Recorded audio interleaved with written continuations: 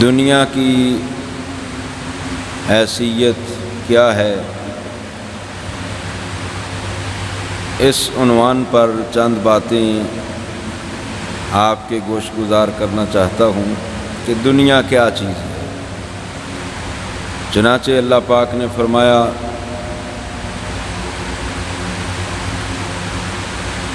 جان لو کہ دنیا کی زندگی کھیل تماشا ہے،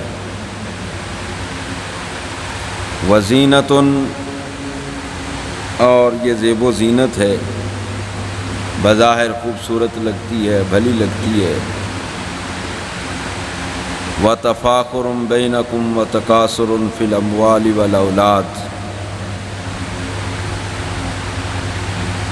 اور ایک دوسرے پر فخر کرنا،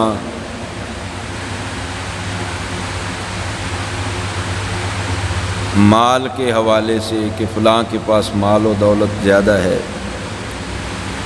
اولاد کے حوالے سے کہ جی فلاں بندہ صاحب اولاد ہے، اس کی اولاد اتنی ہے۔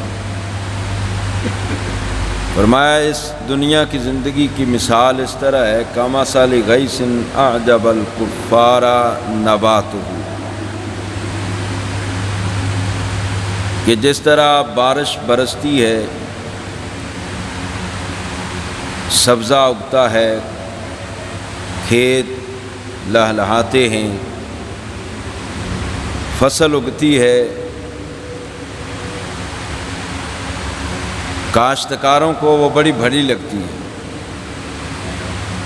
خوبصورت لگتی ہے، لیکن ایک وقت آتا ہے ثم یہیج، وہ فصل خشک ہو جاتی ہے، فتراہ مصفرا، اے انسان پھر تو دیکھے گا کہ اس کا رنگ زرد ہو گیا ہے، ثم یکون حطاما، پھر ایک وقت آتا ہے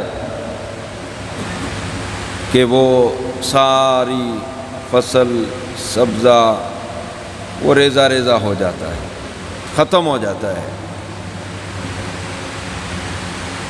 فرمایا دنیا کی مثال اسی طرح ہی ہے، بظاہر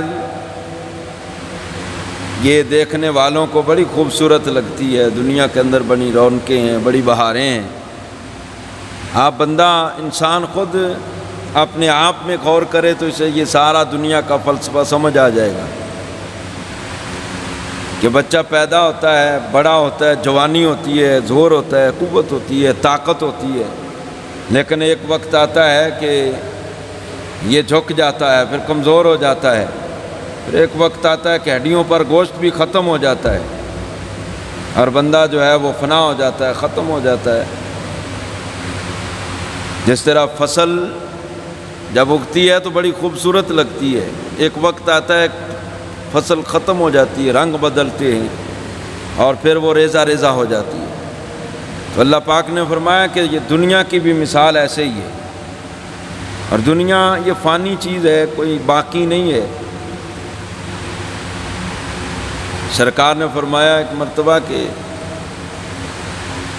دنیا کی مثال آخرت کے حوالے سے اس طرح ہے جس طرح کہ بندہ انگلی پر پانی کا ایک قطرہ لیتا ہے، اس قطرے کے سامنے ایک سمندر ہے، اب سمندر کے سامنے جو پانی کے ایک قطرے کی حیثیت ہے نا، تو آخرت کے لحاظ سے دیکھا جائے تو دنیا کی زندگی اس پانی کے ایک قطرے کی طرح ہے جو سمندر کے سامنے ہے۔ اس لیے دنیا میں جتنا رہنا ہے اتنی فکر کرنی چاہیے، اتنے ہی یہ اللہ پاک نے دنیا انسان کی خدمت کے لیے پیدا کی ہے، دنیا انسان کا مقصد نہیں ہے، اس کی خدمت ہو رہی ہے۔ دنیا سے دیکھیں یہ چاند، سورج، آسمان، ستارے، رات، دن، زمین کی فصلیں، اس کی معدنیات، جو کچھ بھی ہے، وَلَكُمْ فِي الْأَرْضِ جَمِيعًا، میں جو کچھ زمین کے اندر ہے وہ سارا کچھ انسان کے لیے۔ بروئے کار اللہ کی نعمتوں کو لانا چاہیے، استعمال کرنا چاہیے، لیکن یہ دنیاوی مال و متاع انسان کا مقصد نہیں ہے۔ انسان کو اللہ پاک نے اس لیے پیدا ہی نہیں کیا، انسان کو تو اللہ پاک نے اپنی بندگی، اطاعت، فرما برداری کے لیے پیدا کیا۔ یہ نعمتیں دی ہیں، وہاں اتنی کا لو نعمتیں فائدہ اٹھاؤ جتنا کہ دنیا کے اندر رہنا ہے۔ یہ نہیں کہ بندہ حلال حرام میں تمیز کیے بغیر تجوریاں بھرتا رہے، ناجائز قبضے کرتا رہے، لوگوں کا ناحق مال کھاتا رہے، وہ کہاں جائے گا؟ بندہ تو چلا جائے گا۔ یا تو اس کے ساتھ کوئی چیز جانی ہے تو پھر علیحدہ مسئلہ ہے۔ آج تک کوئی شے، کسی کا کوئی مکان، کوئی کوٹھی، کوئی جناب کسی کا بنگلہ، اس کی زمین جائیداد، اس کا بینک بیلنس، اس کا سونا چاندی، کوئی چیز کسی بندی کے ساتھ نہیں گئی۔ بندہ جب بھی دنیا چھوڑ کر گیا تو اکیلا ہی گیا ہے۔ اور جو بندہ دنیا کا، یہ تو کافر ہے جو دنیا کا طلبگار ہے، دنیا کو سارا کچھ سمجھتا ہے۔ ان کے لیے اللہ پاک نے فرمایا وفی الآخرۃ عذاب شدید، ان کے لیے تو سخت عذاب ہے۔ مومن جو دنیا کی پرواہ نہیں کرتا، دنیا کو مقصد سمجھتا ہی نہیں، مقصد اس کا اللہ کی ذات ہے، تو اس کے لیے کیا ہے؟ وَمَغْفِرَةٌ مِّنَ اللَّهِ وَرِضْوَانٌ، اس کے لیے اللہ کی طرف سے مغفرت ہے، بخشش ہے، اللہ کی رضا ہے۔ باقی رہ گیا اللہ پاک دنیا، وَمَا الْحَيَاةُ الدُّنْيَا إِلَّا مَتَاعُ الْغُرُورِ، فرمایا دنیا کا ساز و سامان یہ تو دھوکہ ہے، یہ تو انسان کو فریب میں ڈالتا ہے۔ سرکار نے فرمایا لو کانت الدنیا تعدل عند اللہ جناح بعودۃ ما سقا کافرا منہا شربۃ ماء، دنیا کی اگر حیثیت مچھر کے پر کے برابر بھی اللہ کے ہاں ہوتی نا تو اللہ پاک کسی کافر کو ایک گھونٹ بھی پانی کا نہ دیتا۔ دیکھیں نا، کافر اللہ کا منکر، اللہ کے رسولوں کا منکر، اللہ کے احکام کا منکر، امن مانی کر رہا ہے، شہوات کا بندہ ہے، اس کے باوجود اس کے جناب دولت بھی ہے، رزق بھی ہے، مال و متاع ہے، ہر قسم کی جناب اس کو نعمت میسر ہے۔ اس کا مطلب ہے اس کی کوئی حیثیت نہیں۔ اسی لیے تو اللہ پاک نے فرمایا کہ کافروں کو دیکھ کر بندے کو للچانا بھی نہیں چاہیے۔ فرمایا لا یغرنک تقلب الذین کفروا فی البلاد، اے انسان کافروں کا اس طرح موجیں کرنا، یاشی کرنا، گاڑیاں ہیں، جہاز ہیں، بڑی بڑی چیزیں ہیں، بڑا بڑا مال و دولت، ڈالر ان کے پاس، ڈالر پر قبضہ اس کا ہے، فرمایا اس کا شہروں میں پھرنا، اس کا لباس، اس کے جناب وضاقتہ یا اس کا رہنا سہنا، اس کی سہولیات دے کر تم کہیں دھوکے میں نہ پڑ جانا۔ متاع قلیل، فرمایا یہ تو تھوڑا سا فائدہ اٹھانے والی چیز ہے دنیا۔ آخر کیا ہے کافر کے لیے؟ ثم مأواہم جہنم وبئس المہاد، اس کا ٹھکانہ تو جہنم ہے اور وہ بہت برا ٹھکانہ ہے۔ مومن دنیا دار نہیں ہو سکتا، دنیا میں اتنی فکر کرتا ہے جتنی کو اس کو ضرورت ہے۔ یہ دنیا کی زیب و زینت، فرمایا زُیِّنَ لِلنَّاسِ حُبُّ الشَّهَوَاتِ من النساء والبنین والقناطیر المقنطرۃ من الذهب والفضة والخیل المسومة والانعام والحرث ذلک متاع الحیات الدنیا، فریفتہ کیا ہوا ہے لوگوں کو، لوگوں کی مرغوب چیزوں نے، ان کی محبت نے۔ وہ کیا ہیں؟ وہ عورتیں ہیں، بیٹے، اولاد، والقناطیر المقنطرۃ من الذهب والفضہ، سونے چاندی کے ذخائر، والخیل المسومۃ، نشان والے گھوڑے یعنی سواریاں، بڑی بڑی گاڑیاں، والانعام، جانور، والحرث، کھیتی باڑیاں۔ فرمایا کیا ہے یہ؟ ذالک متاع الحیات الدنیا، یہ تو دنیا کا متاع ہے، دنیا ہے، دنیا کا ساز و سامان ہے۔ اللہ نے فرمایا محبوب فرما کل اُنَبِّئُکُم بِخَیْرٍ مِّن ذَلِکُم، آپ فرمائیں اپنے غلاموں کو کہ کیا میں تمہیں اس سے بہتر کی خبر نہ دوں؟ آج جس دنیا پر فریفتہ بندہ ہو رہا ہے، اس سے بہتر کی خبر اللہ پاک محبوب کی زبانی دلوا رہا ہے۔ دنیا کے خزانے، عورتیں، بیٹے، کھیتی باڑیاں، یہ سارا فرمایا اس سے بہتر کی محبوب خبر دو۔ وہ بہتر کیا ہے؟ للذین اتقوا عند ربہم جنات تجری من تحتہا الانہار۔ اور جو بندہ صاحب تقوی ہے، صاحب ایمان ہے، اس کے لیے اس کے رب کے پاس کیا ہے؟ ایسے باغات ہیں جن کے نیچے نہریں جاری ہیں۔ اب ان باغات کے اندر خالدین فیہا، ایمان والا ہمیشہ رہے گا۔ وہاں پر باغات مل گئے، نہریں مل گئی، خوبصورت جناب جنت کا خوب، جنت خود نام ہی ایسا ہے بندے کا جی خوش ہو جاتا ہے۔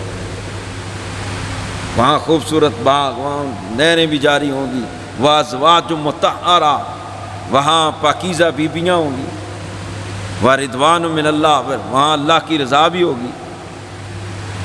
یہ تو فرمایا یہ اس دنیا سے وہ بہتر ہے، اللہ فرما رہا ہے قرآن مجید کے اندر۔ تو یہ بہتر اسی کو ملے گا جس نے دنیا سے جی نہیں لگایا۔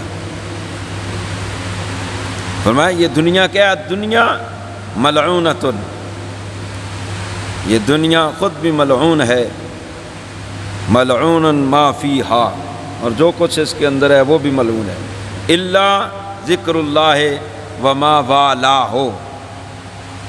ہاں اللہ کا ذکر یہ اللہ کو پسند ہے دنیا کے اندر، یا اس کے جو متعلقہ اعمال ہیں، نماز، روزہ، حج، زکوٰۃ، فرائض و واجبات، تسبیحات، تحلیلات، اخلاقیات، معاملات کے اندر جناب احسن انداز سے چلنا، یہ چیزیں اللہ کو محبوب ہیں۔ اس کے علاوہ جو کچھ بھی ہے وہ ملعون ہے۔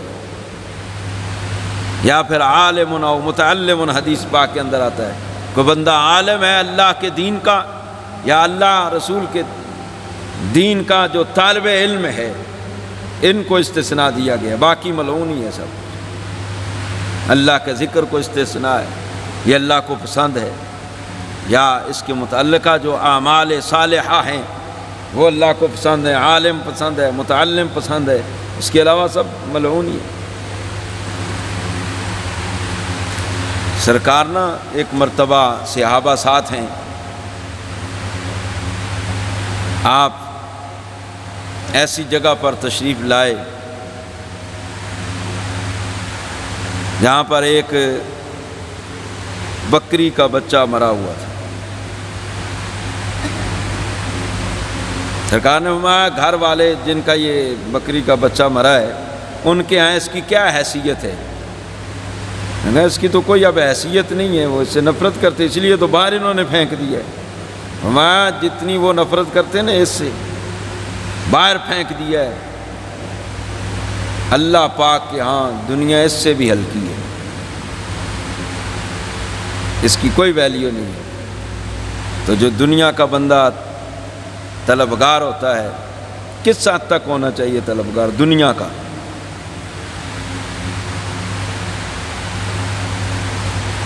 اتنا نہیں کہ یہی دنیا بعد میں وبال جان بن جائے، ہاں ایک جائز حد تک دنیا کا مال طلب کرنا اس کی شریعت اجازت دیتی ہے۔ میں نے عرض کیا نا اتنی فکر کرنی چاہیے کہ جتنا کہ اس میں رہنا ہے، پھر آخرت جہاں رہنا ہی رہنا ہے اس کی اتنی فکر کرنی چاہیے، کہ مطلب وہاں فکر زیادہ ہے آخرت کی، دنیا کی فکر بندے کو تھوڑی کرنی چاہیے۔ ما بہل کفاف، یعنی ضرورت کے مطابق بندے کو مل رہا ہے، بندہ رزق حلال کمائے تو وہ کافی ہے، اس کا فائدہ ہے۔ سرکار نے فرمایا من طلب الدنیا حلالا استعفافا عن مسألۃ، بندہ دنیا اتنی طلب کرے، رزق حلال اتنا کمائے کہ بندے کو سوال نہ کسی کے آگے کرنا پڑے، یعنی سوال سے، دنیا سے، دنیا داروں سے سوال کرنے سے بچنے کے لیے بندہ رزق حلال کی تلاش کرے۔ تو جو بندہ سوال سے بچنے کے لیے رزق حلال کماتا ہے اور وسعین علی اہلہ، اور بندہ کوشش کرتا ہے کہ میرے اہل و عیال کا پیٹ بھر سکے، میرے جو گھر کے اخراجات ہیں وہ پورے ہو سکیں، وتعطفا علی جارہ، میرے گھر والے خوشحال ہو جائیں، ان کا پیٹ بھرے، اور ساتھ ساتھ اس کے ذہن میں یہ خیال بھی پختہ ہو کہ میرا جو پڑوسی ہے میں نے کبھی کبھار اس پہ بھی شفقت کرنی ہے، اس پہ بھی مہربانی کرنی ہے، میں نے اس کا بھی خیال رکھنا ہے۔ یہ تین چیزیں ہیں۔ جس نے رزق حلال کمایا یا رزق حلال کی کوشش کی، دنیا کو طلب کیا سوال سے بچنے کے لیے، اپنے گھر والوں کو کھانا کھلانے کے لیے، پڑوسیوں کے ساتھ شفقت کرنے کے لیے، حضور فرماتے جاء یوم القیامت مفاخرا و مکاسرا، جاء یوم القیامت ووجہہ کالقمر لیلۃ البدر، فرمایا قیامت کے دن یہ بندہ اس حال میں آئے گا کہ اس کا چہرہ 14ویں رات کے چاند کی طرح چمک رہا ہوگا۔ جس بندے نے کس لیے دنیا طلب کی کہ میں سوال نہ کسی کے آگے کروں، کیونکہ سوال کرنا یہ منع ہے۔ اس وقت شریعت سوال کی اجازت دیتی ہے جب بندہ اس کو پتہ ہے کہ اگر میں سوال نہیں کروں گا تو بھوکا مر جاؤں گا، وہاں شریعت اجازت دیتی ہے مانگنے۔ اور یہاں پر تو جناب یہ مانگنے والے بھی پروفیشنل ہیں، اور ایسے ایسے جناب یہ بہانے لگاتے ہیں، بندہ سمجھ جاتا ہے۔ اور مسجد میں تو بالخصوص مانگنا منع، اور چیخ چیخ کر مانگنا اور سخت منع ہے۔ میں اس لیے کہتا ہوں کہ مسجد کے اندر جو مانگنے والا آئے اس کو سختی سے کے ساتھ بٹھا دیں، آپ کوئی گناہ گار نہیں ہوں گے۔ یہاں اس کو نکال دے، بھائی باہر جا کر مانگو، مسجد میں کسی کو دو ہی نہ، تو پھر یہ مانگنے والے خود بخود ختم ہو جائیں گے۔ آپ ترس کرتے ہیں، لیکن ایک طرف ترس کر رہے ہیں، دوسری طرف جو ہے اس کا مانگنا بھی ناجائز ہے، آپ کا دینا بھی ناجائز ہے۔ ہاں مساجد کے اندر اگر کوئی مثلا انتظامیہ ہے مساجد کی، مسجد کے لیے یا کسی مسجد کے حوالے سے کوئی معاملہ ہے یا مدرسہ ہے، تو اس حوالے سے لوگوں کو ترغیب دینا جائز ہے، آپ تعاون کریں۔ ہاں کوئی بندہ اپنے لیے اگر مسجد میں مانگتا ہے اور چیخ چیخ کر مانگتا ہے تو یہ جائز نہیں ہے۔ جس طرح کہ یہ کرتے ہیں، جو ادھر ہم سلام پھیرتے ہیں وہ کھڑے ہو جاتے ہیں، اور جناب وہ پوری تقریر ایک رٹی رٹائی ہوتی ہے وہ کر دیتے ہیں، پھر وہاں جا کر کھڑے ہو جاتے ہیں، لوگ دینا شروع ہو جاتے ہیں۔ آپ اگر دیں گے نہیں تو یہ مانگیں گے نہیں۔ پھر جناب چھوٹے چھوٹے بچے لے آتے ہیں ساتھ، وہ بڑا مسئلہ بن جاتا ہے، نمازی ڈسٹرب ہوتے ہیں۔ اس لیے مانگنے سے بچنے کے لیے جو بندہ رزق حلال کمانے کی کوشش کرتا ہے، دنیا کی طلب کرتا ہے، یا اپنے گھر والوں کو ان کی پرورش کے لیے کہ اچھی پرورش ہو، اچھا کھانا کھلائے۔ میں نے پچھلے جمعے عرض کیا تھا کہ بندے کو اچھا لباس، اچھی خوراک کھانی چاہیے، تو اچھی خوراک کے لیے، اچھے لباس کے لیے بندہ تگ و دو کرے، محنت کرے، مزدوری کرے، مشقت کرے، یا کہیں پر ملازمت کرے، اس میں کوئی حرج نہیں ہے۔ یا پھر اس کے بعد تیسرے نمبر پر کہ اپنے ہمسایوں کے ساتھ مہربانی کرنے کے لیے، ہمسائے کے بڑے حقوق ہیں، ان کے ساتھ شفقت کرنے کے لیے بندہ دنیا طلب کرتا ہے، تو یہ بندہ قیامت کے دن سرکار فرماتے اس حال میں آئے گا کہ اس کا چہرہ 14ویں رات کے چاند کی طرح چمک رہا ہوگا۔ اگلی بات جو ہے وَمَنْ طَلَبَ الدُّنْيَا مُفَاخِرًا مُكَاسِرًا مُرَائِيًا، جس بندے نے دنیا کمائی کہ میں لوگوں پر فخر کروں گا، میرے پاس بڑا پیسہ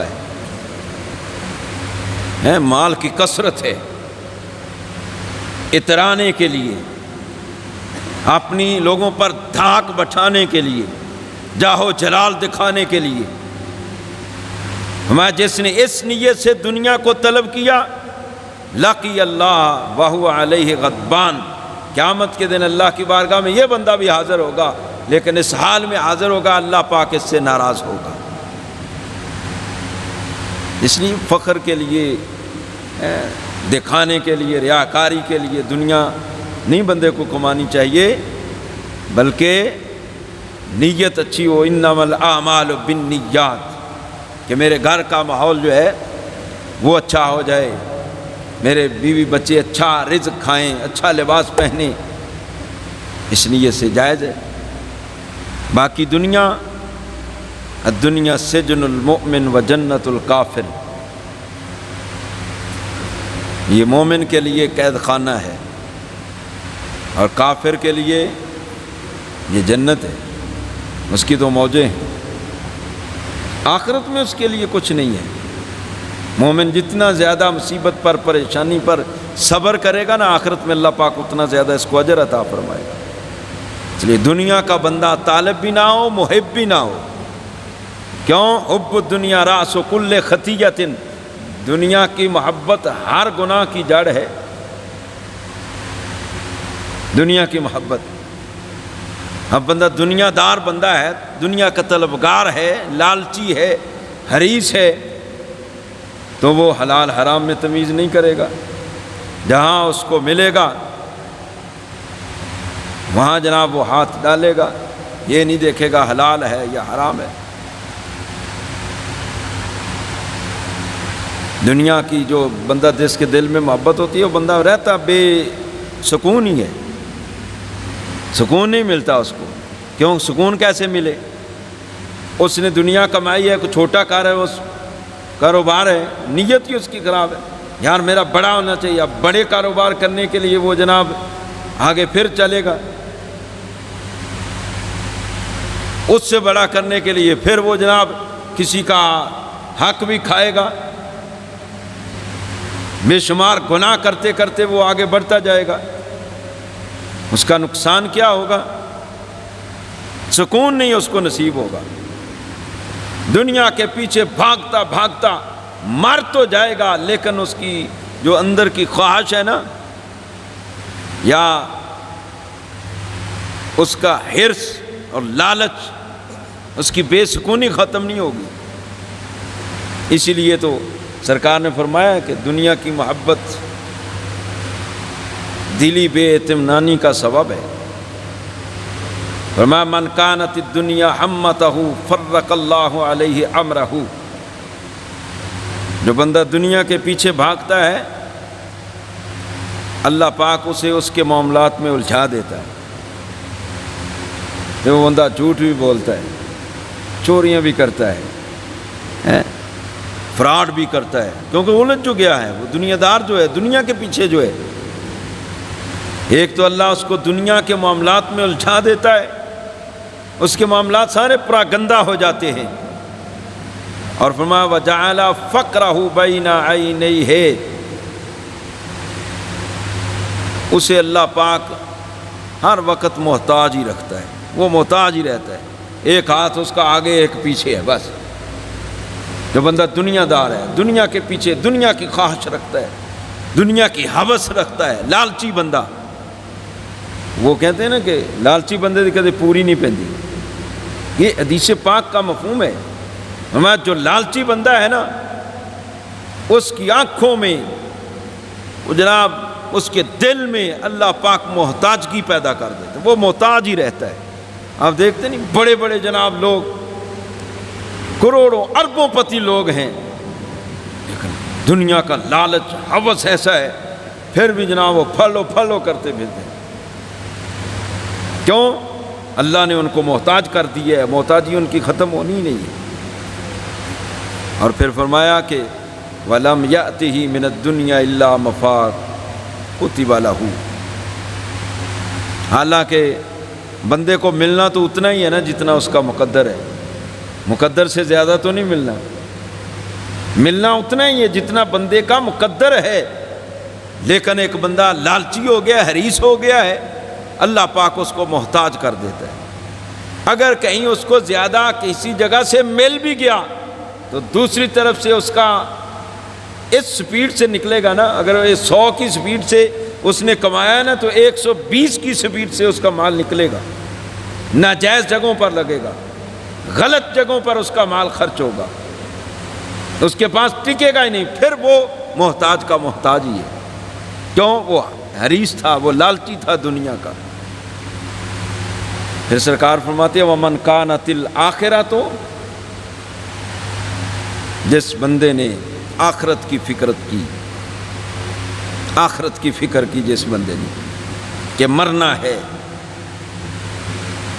اس کا اعتقاد ہے پکا مرنا ہے، آخرت کی فکر ہے ہر وقت اس کے دل میں، جعل اللہ غناہ فی قلبہ، اللہ پاک ایسے بندے کے دل کے اندر غنا بھر دیتا ہے، یعنی وہ غنی ہے، تھوڑا لے کر بھی وہ صابر اور شاکر ہے، وہ غنی ہے۔ یا سادہ لفظوں میں یوں سمجھو کہ جو اللہ پاک کا بندہ صابر اور شاکر ہے، اللہ نے جو اس کو دیا ہے وہ اس پر صبر کر رہا ہے، اللہ پاک نے گویا اس کے سینے میں غنا یعنی امیری بھر دی ہے۔ سب سے بڑی بات یہ ہے، کوئی بندہ اگر پرسکون ہے، اس کے پاس بے شک مال تھوڑا ہے، اپنی جناب ایک کمرے کی چھت کے نیچے وہ رہتا ہے، اللہ نے اس کو سکون دیا ہے، تو اس سے بڑا خوش بخت بندہ اس دور کے اندر کوئی نہیں ہے۔ ایک بندہ محل کے اندر رہتا ہے، ہر طرح کی نعمت بھی ہے، لیکن ڈاکٹروں نے منع کر دیا ہے کہ تو کچھ بھی نہیں کھا سکتا، بس صرف یہ ایک تھوڑی سی غذا ہے، یہ کھا سکتا ہے، اور بندہ وہ بے سکون ہے، تو اس سے بڑا بدبخت اور بندہ کون سا ہے؟ اس لیے سرکار میں آخرت کی فکر کرو۔ جس نے آخرت کی فکر کی، اللہ پاک ایک تو اس کے دل کو غنا سے بھر دے گا، یعنی اس کا فقر محتاجی دور کر دے گا، اسے کہیں بھی محتاجی ہوگی نہیں، اسے فقر آئے گا ہی نہیں۔ ماں بہل کفاف یعنی ضرورت کی جو چیز ہے اس کو تھوڑا کام کرنے سے وہ مل جائے گی، اس کا گزر بسر شروع ہو جائے گا۔ اور جو بندہ زیادہ منہ کھولتا ہے، زیادہ ہاتھ لمبے کرتا ہے، وہ محتاج کا محتاج ہی رہتا ہے۔ ایک تو اللہ پاک جو بندہ آخرت کی فکر کرتا ہے اس سے محتاجی کو دور کرتا ہے، اور دوسرا اس کے لیے اس کے معاملات بھی آسان کر دیتا ہے۔ آپ دیکھتے نہیں بعض بندے ہوتے ہیں وہ کہتے ہیں بس میں گیا ہوں وہاں جا کر فلاں بندے کے پاس بیٹھا ہوں، میرا معاملہ سارا حل ہو گیا۔ کیوں؟ یہ اللہ کی طرف سے ہوتا ہے۔ ایک بندہ ہے وہ لاکھوں روپیہ خرچ کر رہا ہے لیکن اس کے معاملات نہیں حل ہو رہے، اس کا مطلب یہ کہ یہ لالچی بندہ ہے، کیونکہ وہ لالچ کرتا ہے، تو لالچی کے معاملات حل نہیں ہوتے۔ جو بندہ صابر اور شاکر ہوتا ہے اس کے جناب بغیر پیسے کے اور بغیر کسی جناب دوڑ دھوپ کے، بغیر بھاگنے کے، اللہ پاک خود بخود اس کے معاملات آسان فرما دیتا ہے۔ حدیث قدسی کے اندر آتا ہے، سرکار نے فرمایا، اللہ فرماتا ہے، اے ابن آدم تفرغ لعبادتی، اپنے آپ کو تو میری عبادت کے لیے فارغ کر دے، یعنی تو میری بندگی کر تو املا صدر کا غنن، تو میری بندگی کر، تیری محتاجی میں دور کر دوں گا، تیرے دل کے اندر میں غنا کو بھر دوں گا، وَأَسُدُّ فَقْرَكَ، تیری محتاجی بالکل ختم ہو جائے گی، فقر رہے گا ہی نہیں، لیکن اپنے آپ کو میری بارگاہ میں پیش کر۔ تو جو بندہ اپنے آپ کو اللہ کی بارگاہ میں پیش کرتا ہے، اللہ اس کا فقر، اس کا جو محتاجی ہوتی ہے وہ دور کر دیتا ہے، اور اس کے دل میں غنا کو بھر دیتا ہے۔ جو ایسا نہیں کرتا، دنیا کا طلبگار رہتا ہے، اللہ پاک اس کو ہمیشہ پھر فقیر ہی رکھتا ہے، جتنا مرضی اس کے پاس آ جائے مال، وہ محتاج کا محتاج ہی رہتا ہے۔ حضرت انس رضی اللہ تعالیٰ عنہ سے روایت، آپ فرماتے ہیں سرکار نے فرمایا 4 قسم کے لوگ بدبخت ہیں۔ کتنے؟ 4 قسم کے لوگ بدبخت ہیں۔ جمود العین، جس بندے کی آنکھ سے کبھی اللہ کے خوف سے آنسو ہی نہیں نکلا، اس کا مطلب ہے کہ یہ بندہ بدبخت ہے۔ وَقَسْوَةُ الْقَلْبِ، جس بندے کا دل سخت ہو گیا ہے، احساس ہی ختم ہو گیا، نہ اس پر کوئی واعظ نصیحت اثر کرتی ہے، نہ وہ سامنے کوئی بندہ اس کے فوت ہوا ہے اس کے دل پر کوئی اثر نہیں ہو رہا، حالانکہ یہ جنازہ، میت کو کندھوں پر اٹھانا، پھر قبرستان لے جانا، قبر نکالنا، قبر میں دفنانا، قبر پہ جناب وہاں پر دعا کرنا، قبرستان قبروں کی زیارت کرنا، یہ سارا عبرت کے لیے ہے۔ جس بندے کو یہ سب کچھ دیکھ کر، جنازہ پڑھ کر بھی اللہ کا خوف جس کے دل میں نہ آیا، اس کا دل نرم نہ ہوا، آنکھ سے آنسو نہ بہا، آخرت کی اس نے فکر نہ کی، سرکار نے فرمایا یہ بندہ بدبخت ہے۔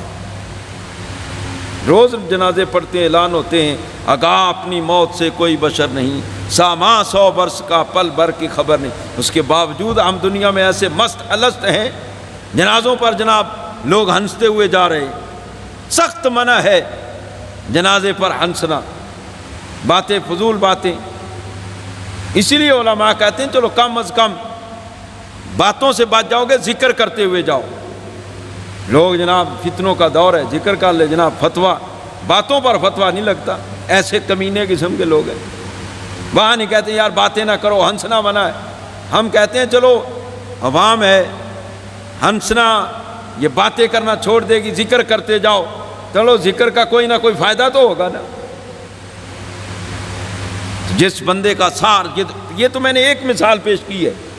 آپ دن رات یہ خبریں پڑھتے ہیں، ایسے ایسے معاملات ہوتے ہیں، پھر بھی بندے کا دل سخت رہے، اس کا مطلب ہے کہ بندہ بدبخت ہے. اور پھر وما طول العمل، جس بندے کی لمبی لمبی امیدیں ہیں، جناب بیٹا میرا پیدا ہوا، بڑا ہوگا، افسر بنے گا، میں یہ کر دوں گا، وہ کر دوں گا، لمبی لمبی وہ پلانگیں کر رہا ہے، یہ بندہ بدبخت ہے. کوئی پتہ نہیں موت کا وقت کب مقرر ہے، کب فرشتہ موت کا آ جائے، روح نکل جائے، یہ ساری امیدوں پر پانی پھر جائے گا. چوتھے نمبر پر فرمایا والحرص علی الدنیا، جو بندہ دنیا کا حریص ہے نا، جو بندہ لالچی ہے، سرکار فرماتے ہیں یہ بندہ بھی بدبخت ترین بندہ ہے. جو بندہ دنیا کا حریص ہے. شوقین مزاج لوگ، فیشن کے دل دادا لوگ، جو ہر وقت جناب کہاں سے کھانا ہے، کہاں کھانا اچھا ملتا ہے، کہاں سے کپڑے اچھے ملتے ہیں، ہر وقت غسل خانوں میں جناب نہا کر جناب اپنے میک اپ پہ لگے رہتے ہیں. سرکار نے فرمایا شرار امتی الذین ولدوا فی النعیم، فرمایا امت کے بدترین وہ لوگ ہیں جو ناز و نعم میں پیدا ہوئے، وغزو بہ، اور ناز و نعم میں ان کو پالا گیا، ان کی خوراک. پھر وہمتہم الوان الطعام، ان کا پروگرام کیا ہوتا ہے کہ کھانا کہاں سے کھانا ہے، اچھا کھانا کہاں سے ملتا ہے. وہ الوان الثیاب، وہ کپڑوں کے رنگوں کے پیچھے پڑے رہتے ہیں کہ کپڑا کیسا پہننا ہے، یہ فیشن چل رہا ہے، آج یہ فیشن چل رہا ہے، آج ایسا کپڑا ہونا چاہیے، جناب جوتی بھی ساتھ ملتی ہو، ہر شے میچنگ کر رہی ہو. سرکار نے فرمایا دو لوگ. اور تیسرے یتشدقون فی الکلام، اور جب بات کرتے ہیں تو مٹک مٹک کر کرتے ہیں. سرکار فرماتے ہیں یہ لوگ جو ہیں یہ امت کے بدترین لوگ ہیں.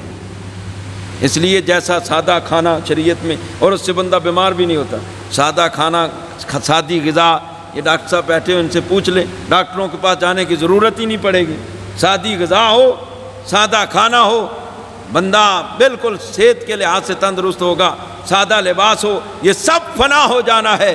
اگر کسی چیز کی تیاری کرنی ہے تو وہ قبر کی تیاری ہے، آخرت کی تیاری ہے. آخرت کے لیے بندے کو جناب سامان تیار کرنا چاہیے. جب بندہ آخرت کے لیے سامان تیار کرے گا یہ دنیا بھول جائے گی.